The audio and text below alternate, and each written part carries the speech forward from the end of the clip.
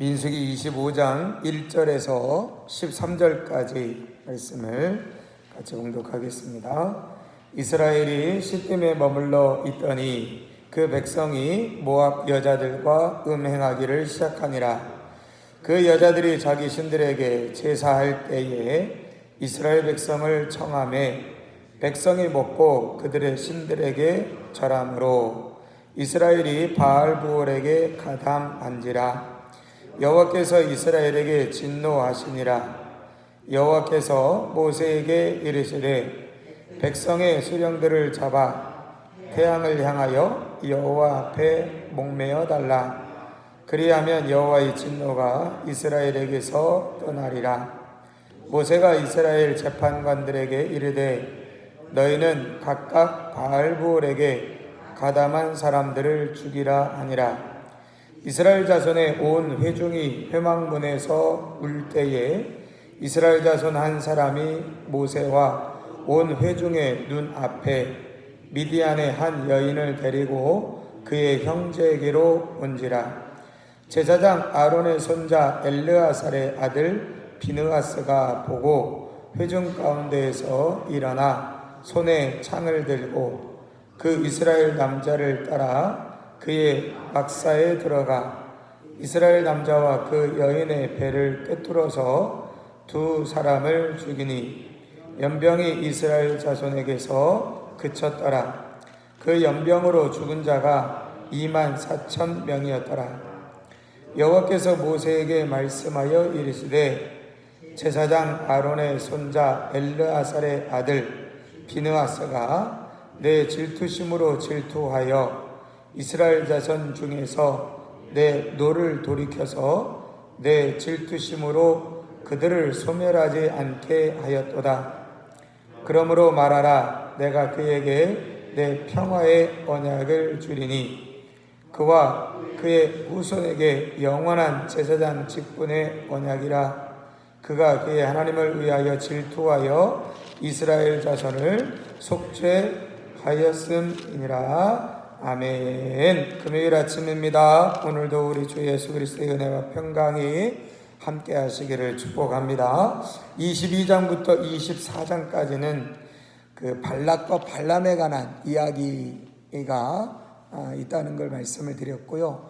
이 발락이 모압 왕 발락이 이 발람에게 이스라엘을 저주하게끔 했지만 결국 하나님이 이스라엘을 축복하게 하시는 그 사건이 22장, 23장, 24장에 나와 있습니다. 그 사건 이후에 이제 25장에 가면 이스라엘 백성들이 그 모압 여자와 음행을 하게 되고 또 음행하는 것으로 끝나지 않고 우상숭배를 하게 되어지는 사건이 등장을 하게 되어지는데 이스라엘이 시딤에 머물러 있더니 라고 말합니다. 이 시딤이라는 것은 이제 약속의 땅 가나안 땅이 아주 가까운 먼 발치에서 보이는 그러니까 거의 막바지에 일어난 사건이라고 보시면 될 텐데 이스라엘 백성들이 모압 여인들과 음행하기를 시작했다. 음행한 일들이 일어나게 되어졌는데 이 성적인 타락이 이스라엘 백성들에게 있기 시작하니까 여기서 끝나지 않습니다.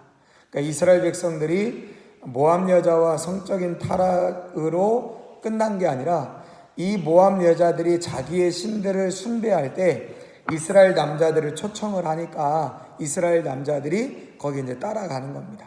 그래서 거기에서 이 이스라엘 백성들이 우상을 숭배하는 것까지 나아가게 됩니다. 그 여자들이 자기 신들에게 제사할 때에 이스라엘 백성들을 청함에 백성이 먹고 그들의 신들에게 절하였다. 이렇게 말하죠. 이제 우상숭배가 시작이 되어집니다.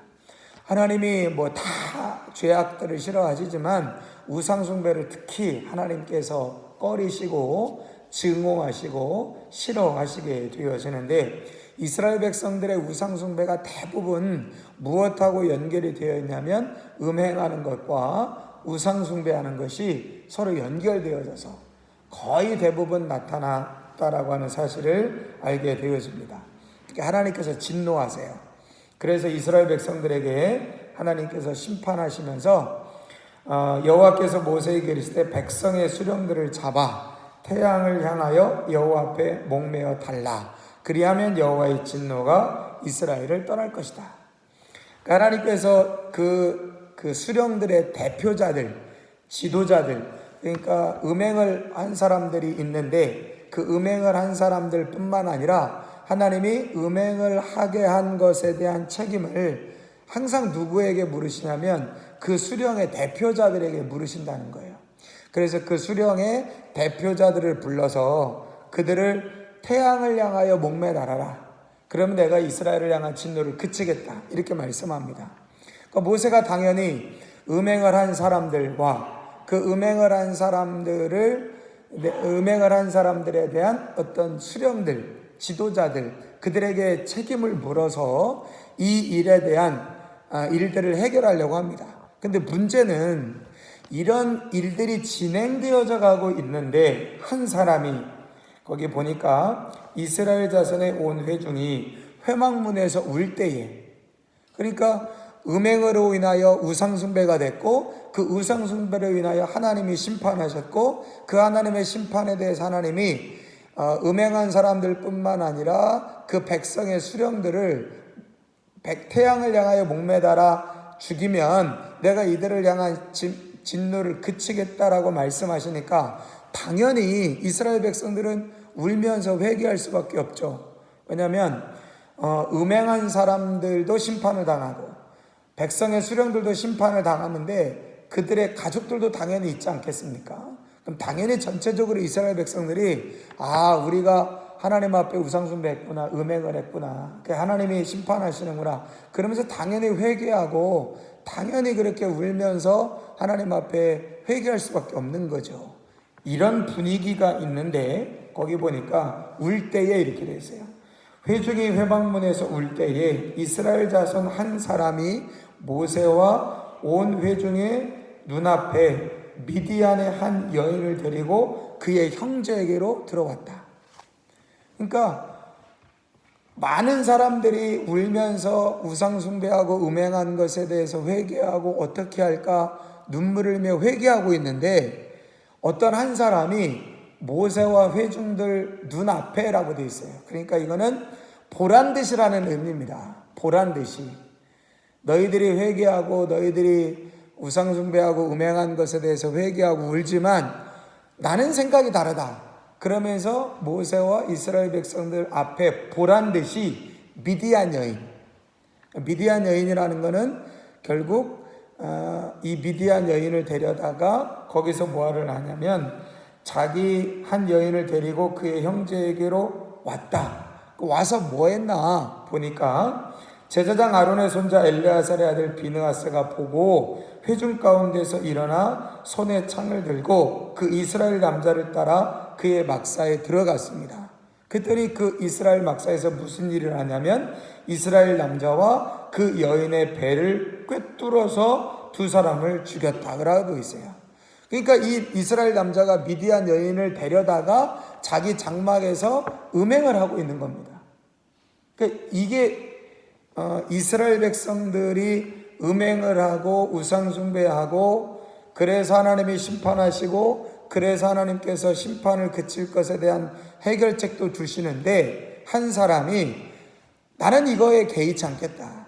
나는 이것과 상관하지 않겠다. 나는 내가 하고 싶은 대로 하겠다. 그러면서 미디안 여인을 자기 장막에 데리고 가서 음행을 하는 겁니다. 근데 이걸 누가 목격을 하느냐? 사실은 다 봐요. 그러니까 모세와 이스라엘 사람들의 앞에서 그렇게 했으니까 보란듯이 행했으니까 다 눈치는 채는 거죠. 그런데 이 엘르아살의 아들 비느하스, 제사장 엘르아살의 아들 비느하스, 그러니까 아론이 있고 그 아론의 아들이 엘르아살이고 그 엘르아살의 아들이 비느하스인데 아론은 이미 죽었죠. 그래서 엘르아살이 지금 제사장인 겁니다. 근데 그 제사장의 아들인 비느하스가 그걸 보고 화가 나는 거예요. 어떻게 이럴 수 있냐. 그래서 창을 들고 가서 그 음행하는 장막에서 음행하고 있는 그 여인을 창을 뚫어서 그냥 동시에 죽여버리는 겁니다. 그런데 이것 때문에 성경에 보니까 뭐라고 되냐면 이 일로 인하여 연병이 그쳤다고 되어 있어요. 이 일로 인하여 연병이 그쳤다. 그러니까 이 한 사람은 이스라엘 백성들이 음행하고 우상숭배하고 그로 인하여 심판받고 하나님의 책망을 받고 있는 이런 상황에서, 그리고 이스라엘 백성들이 울며 회개하고 있는 상황에서도 나는 상관없다는 거예요. 저 일은 내 일이 아니라는 거예요. 나는 여전히 내가 하고 싶은 대로 하겠다는 거예요. 나는 내가 하고 싶은 대로, 나는 내가 원하는 대로 하겠다고 하면서 그들이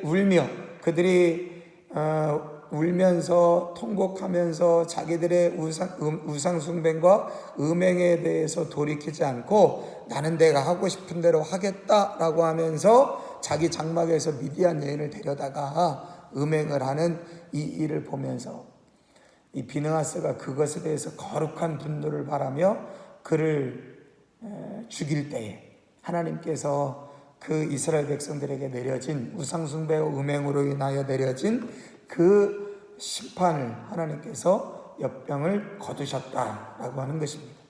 그러면서 여기서 끝나지 않고 하나님께서 그 비느하스에 대하여 언약을 세우세요. 네가 이렇게 행했음으로 인하여, 네가 이렇게 거룩한 일을 행했음으로 인하여 내가 너와 영원한 언약을 세우겠다. 너의 자손을 통하여 내가 제사장 집안이 되도록 내가 너와 영원한 언약을 세우겠다 하면서 하나님께서 이 비느하스를 축복하시고 있는 것들을 보게 되어집니다. 가나안 땅을 코앞에 두고 있습니다. 이스라엘 백성들이 가나안 땅을 코앞에 두고 있어요. 그런데 이스라엘 백성들이 지금 요 21장에도 우리가 살펴봤지만 시온, 그리고 그 시온과 시온왕 바산, 시온 이런 나라들과 전쟁을 해서 이겼지 않습니까? 이스라엘 백성들이 가나안 땅에 들어가서 그 가나안 땅을 차지할 때에 처음에 가나안 땅에 못 들어간다고 하는 것이 그 가나안 땅에 사는 원주민들이 너무 강하기 때문에 우리가 그 땅에 들어갈 수 없다. 그렇게 이스라엘 백성들이 12명의 정탐꾼이 보고를 했지 않습니까? 그런데 이스라엘 백성들이 가나안 땅에 들어갈 때 가장 경계해야 될 적은 어떤 나라가 아니에요. 어떤 민족이 아니에요. 주변 나라들이 이스라엘 백성들에게 가장 위협이 되는 적이 아닙니다. 가장 위협적인 적은 어디에 있느냐? 내부에 있어요. 이스라엘 자손에게 있습니다. 사실 이스라엘 자손들이 하나님의 말씀 앞에 순종하기만 하면 모압이든 암몬이든 그것이 심지어 애굽의 군대라 할지라도 하나님이 다 물리쳐 주셨습니다. 가장 심각한 적은 어디에 있느냐? 내부에 있어요. 이스라엘 백성들 자신에 있습니다.